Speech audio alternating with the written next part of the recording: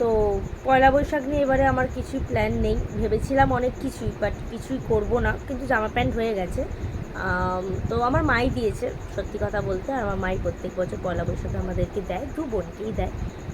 তো সামনে অনেক বড় বড় দায়িত্ব আছে, তো সেইগুলো পালন করার জন্য এইগুলো এখন মাথা থেকে বার করে দিচ্ছি, কারণ এখন মেন্টালি ফিজিক্যালি দুজনেই আমরা খুব, আমি আর আমার বর হাজব্যান্ড খুবই ডিস্টার্ব হয়ে আছি। কারণ তোমরা সব কিছু আস্তে আস্তে জানতে পারবে, আর আমি তোমাদেরকে জানাবো, কারণ তোমরাও আমার ছোট্ট এখন একটা ফ্যামিলি, তো আমার ভালো মন্দ অবশ্যই তোমাদেরকে আমি জানাবো, কিন্তু যতখানি পারবে ভালোটা দেখানোর চেষ্টা করব।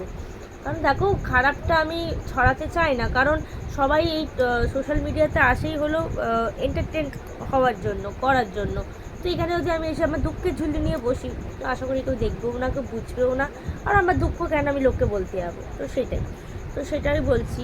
আর সত্যি কথা বলতে কি বলো তো, ছোটোবেলায় পয়লা বৈশাখটা একটু অন্যরকম থাকতো, কারণ বাবা ঠিক দুপুরবেলা হতো, এখন কথাটা আমার মনে পড়লো। তো বলছি, দাঁড়াও, অন্য একটা স্টোরিতে গিয়ে বলছি, দাঁড়াও, অন্য ভিডিও আমি করছি একটা।